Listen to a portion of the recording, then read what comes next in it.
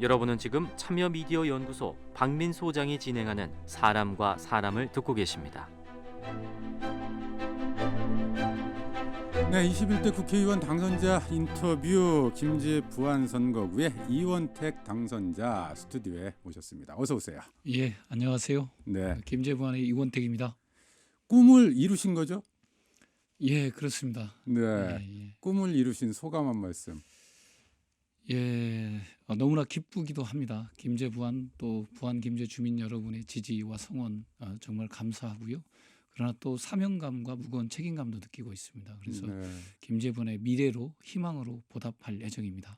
당선 소식 전해지자마자 어떤 분이 가장 기뻐하시던가요? 이제 같이 이제 선거 운동을 했던 자원봉사자 중에 이게 이렇게 여성분 자원봉사자들이 너무나 기뻐하셨습니다. 왜냐하면 김제가 아이들과 청소년과 또는 청년이 지속 가능한 김제이길 바라고 부안도 또 그렇게 되기를 바라는 그 여성 자원봉사자들이 정말 뛸 듯이 감사해 기뻐하고. 주셨습니다. 예. 네, 가족들도 많이 좋아하시죠? 예, 그렇습니다. 예, 저희 어머님께서는 지금 88세로 시골에 계시는데 국회의원에 대해서 잘 모르지만 아주 기뻐라 하시고 있어요. 국회의원의 역할에 대해서는 잘 모르시는데 아주 기뻐라 하고 있습니다. 자, 뭐 근데 상대가 사실은 이제 재선에 도전하는 현역 의원이었어요. 결코 만만치는 않았을 것 같은데 결과는 이제 넉넉하게 이렇게 압승을 하셨어요. 이원택 당선자를 선택한 민심 어디에 있었다고 보세요? 일단은 한 4가지 정도로 보고 있습니다. 하나는 어떻든 이 코로나 19로 인해서 국난 극복을 해야겠다, 국민을 안전하게 지켜야겠다고 하는 문재인 대통령, 또 그를 통한 국정이 안정화되고 경제 활력이 살아나야겠다는 국민적 염원이 있었다고 보고 있고요. 네. 두 번째는 어떻든 국정을 진행하는 과정에 반대를 위한 반대, 발목 잡기 또는 막말 뭐 이런 것들이 사실 야권을 심판하게 한 요인이었다 이렇게 보고 있고요. 네. 또 우리 전라북도 같은 경우는 사실 이제 안철수와 국민의당이 4년 전에 7석을 차지했었고 민주당은 2석이었습니다. 그러나 이제 안철수와 국민의당이 또 분열과 또 분열을 겪으면서 바른미래당 또는 뭐 민평당 또는 대한신당 다시 도로 국민의당격인 민생당으로 네. 오면서 도민적 심판이 있지 않았는가 이렇게 보고 있습니다. 네, 위기 극복을 위해서 문재인 대통령에게 힘을 모아줘야 된다라고 하는 그런 민심, 거기에다가 야당 심판 이런 여론까지 함께 겹친 거다. 자, 뭐 현장에서 이제 많은 시민들 선거운동하면서 이렇게 만나 보셨을 것 같아요.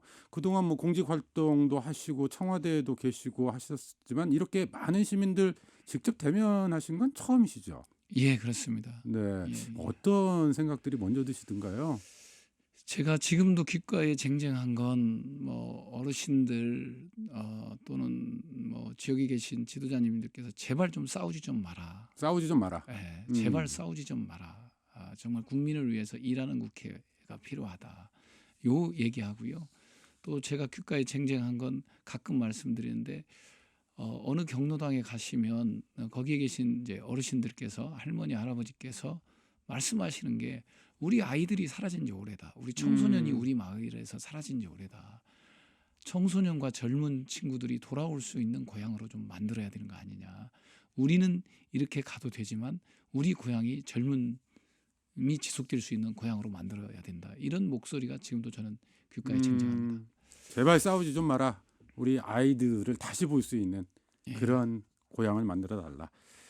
자, 이제 국회에 들어가서 실제 그런 기대에 부응하는 역할들을 하셔야 될 텐데 우선 이제 상임위를 어디로 선택하느냐 이거부터가 관건이에요.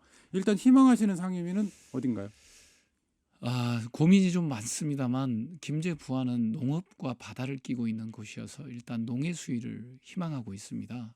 그리고 입장을 물어봤을 때 농해 수위를 말씀드렸고요. 또 사실 그러나 지금 우리 중앙의 부처가 사실 힘을 쓸 수 있는 구조는 기재위가 사실 힘을 쓸 수 있는 구조입니다.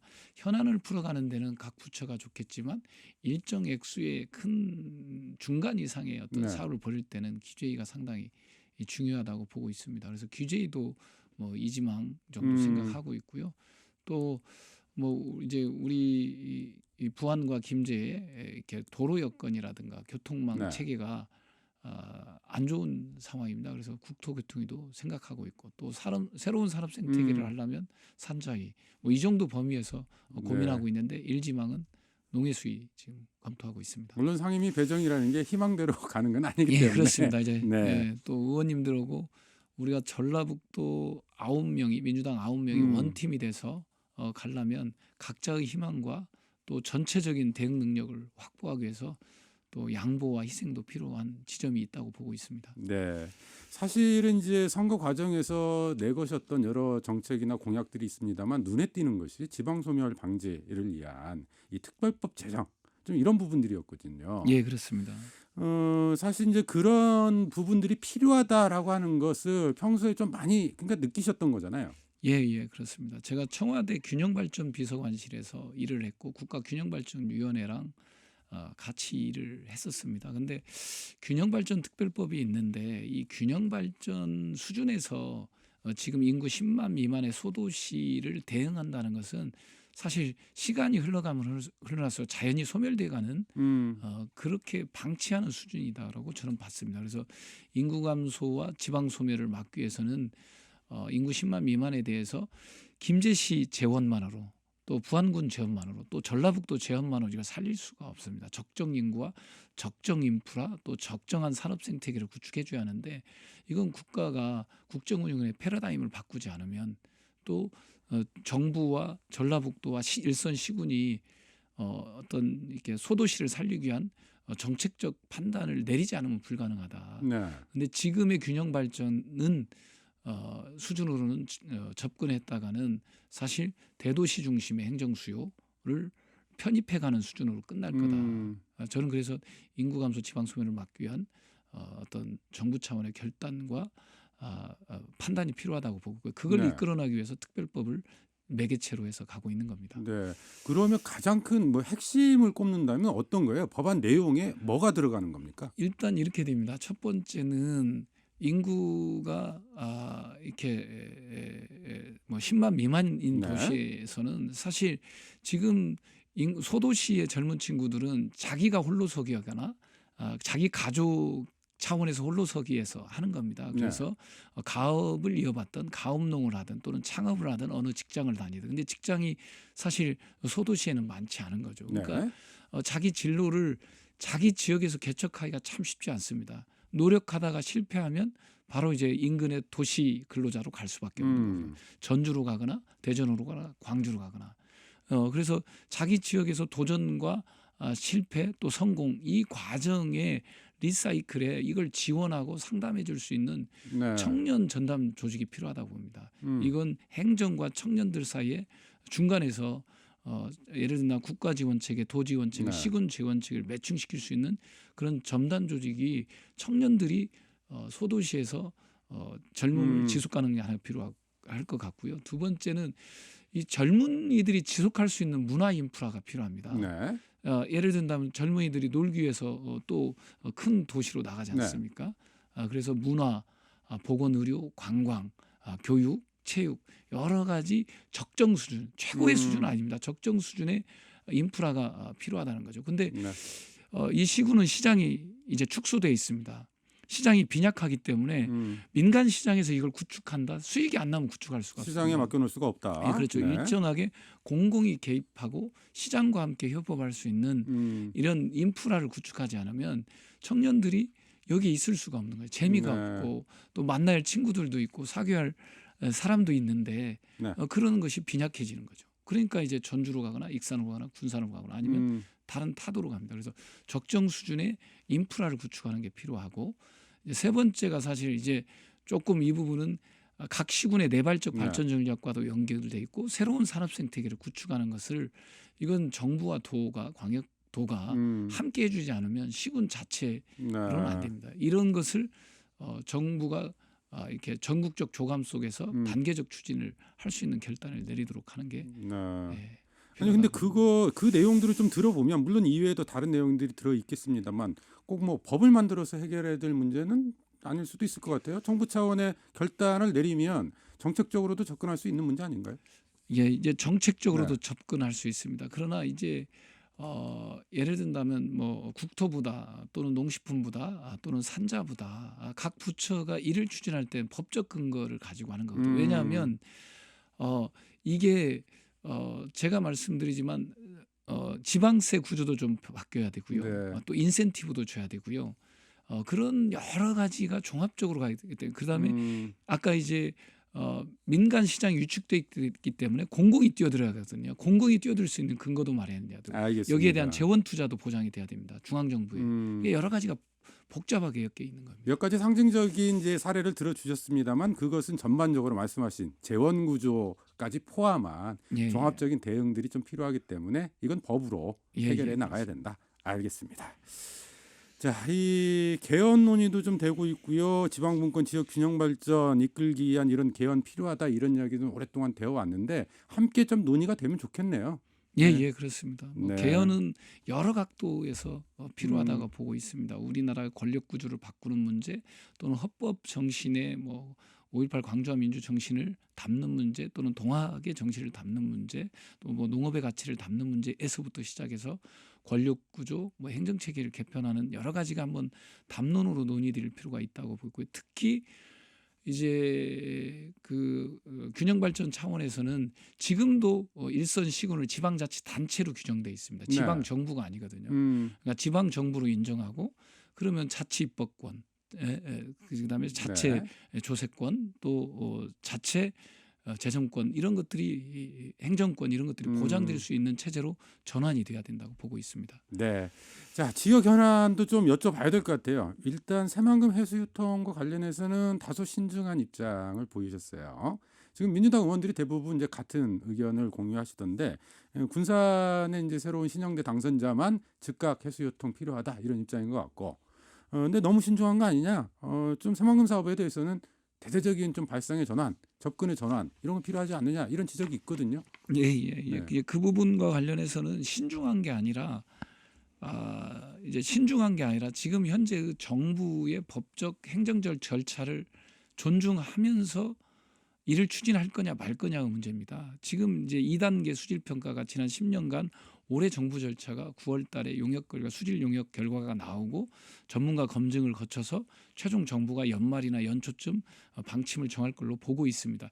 이 정부 절차가 있기 때문에 이 정부 절차를 존중하면서 그 안에서 새만금의 수질 문제를 어떻게 할 건지 해수 유통이 필요한 건지 그렇다면 전면인지 부분인지 또 수질 개선은 가능한 건지 이 논의가 진행돼야 될 테이블이 준비되어 있는 거죠. 네. 이걸 무시하고 즉각 하겠다고 하면 가서 수문을 열어야 하는데 네. 그건 열 수가 없다는 거거든요.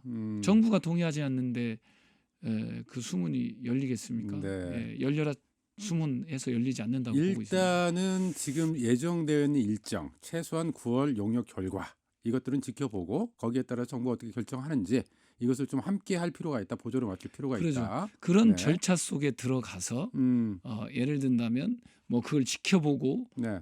그 결과에 따르겠다는 게 아니라 그 절차에 저희들도 우리 전라북도 정치권도 또 전라북도도 또 해당 시군도 그 절차 속에서 자기 목소리와 의견을 낼 수밖에 없다고 네. 보고 있고 원하는 바를 얻어내기 위해서 그 테이블에서 도도 설득돼야 되고 정부도 설득돼야 된다라고 보는 거죠. 그러니까 정부를 향해서 전라북도 또는 전라북도 정치권이 목소리를 내야 되잖아요. 예. 그 목소리가 뭐냐 이런 질문이기도 해요. 예, 예, 그러니까 해수유통 그러니까 이제 요구할 생각이 있으세요? 그렇죠. 그러니까 네. 저는 개인적으로 해수유통이고요. 근데 이게 이제 두 가지 측면이 있습니다. 해수유통을 한다고 했을 때 내부는 어떻게 할 거냐라는 거거든요. 그럼 내부에 대해서 100% 갯벌로 돌리자는 의견이 있습니다. 그러면 네. 국제화 용지, 관광 레저 용지, 농생명 용지, 산업단지가 없어지는 겁니다. 그럼 30년간 뭐 했느냐 그걸 갯벌로 돌렸을 때 또 이걸 다 갯벌로 돌린다고 해서 해당 신구는 또 다른 생각을 갖고 있습니다. 네. 김제시 입장에서 국제화 용지를 개발하기를 원하는 거고 부안 입장에서 부안 관광 레저 용지를 개발하기를 원하는 거거든요. 그러면 해수유통에 따른 내부 개발 문제가 존재한다는 거죠. 그 내부 개발을 어느 수준에서 어떻게 할 건지가 필요한 거고 또 거기에 맞게 항만과 예를 들면 철도와 공항 인프라가 구축되는 거 아닙니까? 네. 100% 갯벌로 돌아갔을 때 공항이 필요한 건지 항만이 필요한 건지 철도가 필요한 건지 그 안에 동서도로 남북도로가 필요한 건지에 대한 여러 가지 복잡한 문제가 얽히고 설켜 있다는 겁니다. 그래서 네.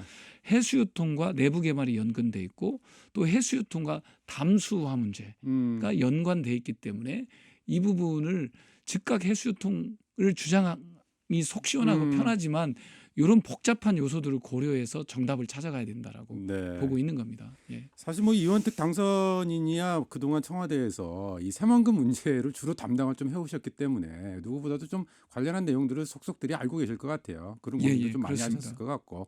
알겠습니다. 어쨌든 새만금 문제 어떻게 풀어 나가야 될지 지역사회에 좀 지혜를 모으는 과정에서 그동안은 해수유통은 안 돼. 뭐 이런 목소리들이 있었잖아요. 예, 저는 이제 이렇게 보고 있습니다. 그러니까 저는 개인적으로는 해수유통과 개발이 공존하는 방안을 찾아야 된다. 지난 30년간 새만금을 통해서 도민이 갈등하고 또 시군이 갈등했는데 이제는 공존 방안을 만들어야 된다고 보고 있습니다. 그래서 해수유통과 개발의 공존 방안을 마련할 수 있는데 그 전제가 그겁니다. 해수를 마이너스 1.5m를 기준으로 해서 관리를 하고 네. MP상 개발 지역을 크게 개발한다는 걸 전제로 하면 해수유통이 가능하다고 저는 보고 있습니다. 네. 그런 걸 기준으로 해서 공존 방안을 마련해내는 게 중요하다. 그래서 집단지성을 발휘해서 해수유통을 통해서 수산업도 복원하면서도 또 개발 문제도 이렇게 유지하는 그런 절충점을 찾아내는 게 제 목표입니다. 새만금 국가 정원도 공약하셨잖아요. 예, 그렇습니다. 그것도 어쨌든 뭐 해수유통이 전제가 되는 공약인 것 같아요. 갯벌 꼭 생태계. 전제는 아닙니다. 아, 전제는 아닌가요? 전제는 아닙니다. 네. 그건 이제 육지에 조성되는 거기 때문에 땅으로 드러나는 부지에 조성되는 거기 때문에 이제 꼭 전제는 아닙니다. 그러나 물이 깨끗하면 좋은 거죠. 예, 알겠습니다. 예. 부창대교 이건 짧게 여쭤볼게요. 정읍구청 윤준병 당선인이 부창대교 추진하겠다 이런 입장 했는데 사실 이게 이제 그 부안 지역의 의사도 들어봐야 되는 거잖아요. 예, 그렇습니다. 네, 어떤 입장이세요? 일단 부안 지역 의견은 이렇게 두 가지 의견이 공존하고 있는 것 같습니다. 부창대교가 지역 경제 선순환 구조에 도움이 안 된다라는 그러니까 지나가만 가지 부안 경제에 도움이 안 된다 이런 의견이 있는가 하면 또 이걸 관광형 대교로 만들어서 예를 든다면 이렇게 정주하고 또 부안 지역에 이렇게 정주하면서 관광할 수 있는 그런 방향으로 이 부창대교를 만들어야 된다. 이 두 가지 의견이 실제 이제 대립되고 있다고 보고 있고요. 이 부분에 있어서 충분한 의견 수렴을 통해서 이게 우리 경제에 부안 경제에 도움이 되는 선순환 구조를 어떻게 만들 건지 우려점은 어떻게 해소되는 건지 안 되는 건지 이런 거 또 지질공원과 연계된 문제도 있어서 그런 걸 좀 다각도로 검토해서 결정할 문제다 이렇게 보고 있습니다. 아직 뭐 입장이 정해진 단계는 아니고 의견 수렴을 좀 해서 예. 결정하겠다. 자, 뭐 짧은 시간 안에 여러 가지를 좀 다 여쭤볼 수는 없을 것 같고 어느덧 마무리를 좀 해야 될 것 같아요. 초선에게 누구나 새정치 기대를 많이 하거든요. 우리 이원택 당선인에게 새정치란 어떤 의미일까요? 어떤 것이 필요하다고 보세요? 사실 새정치의 내용은 뭐 기존에 많은 정치인들이 많이 얘기를 해왔습니다. 낮은 자세여야 하고 현장 속에서 같이 주민과 생사고를 같이 하면서 또 그 지역의 현안을 해결해가고 또 국가 살림을 또 면밀하게 챙겨가고 지역 발전에도 도움을 드려야 된다 이런 거거든요. 근데 이런 걸 실제 낮은 자세로 또 현장 속에서 주민들과 소통하면서 지역 살림과 국가 살림을 챙겨가는 어떤 부지런함과 실행이 중요하다고 보고 있습니다. 제가 생각하는 새정치는 우리 김제 부안 김제 주민 여러분에게 어려울 때 희망이 되고 또 웃음이 되고 기쁨이 되고 또 힘들 때 등받이가 되고 또 미래를 밝혀줄 수 있는 그것이 새정치다라는 거고 저 자신부터 낮은 자세로 성실하게 열심히 뛰는 모습으로 다가가겠다는 말씀드립니다. 네, 선거 토론회에서 최후의 발언 혹시 기억나시죠? 네, 당선자 인터뷰 때도 비슷한 게 있습니다. 그런데 내용이 조금 달라요. 이제 자기 자신에게 이원택 본인에게 다짐하는 이야기의 끝으로 30초 시간 드릴게요. 예, 저 스스로 다짐하는 것은 초지일관 또 한결같이 초심을 잃지 말자라는 겁니다. 모든 것은 국민으로부터 나온다는 그 초심 또 국민으로부터 정책과 비전이 나오고 그 실행 방안도 국민으로부터 나온다는 그 초심을 잃지 말자. 이게 제 다짐입니다. 그걸 위해서 부지런하고 성실히 진화해가면서 부안 김제 부안 국민들과 함께 노력하겠다는 말씀드립니다. 네, 힘들고 어려운 길로 접어드셨어요. 예. 그렇지만 일단 당선은 축하드려야 되겠네요. 예, 아유 네, 감사합니다. 오늘 나와주셔서 고맙습니다. 예, 감사합니다. 21대 국회의원 당선자 인터뷰 김제부안 선거구 이원택 당선인이었습니다.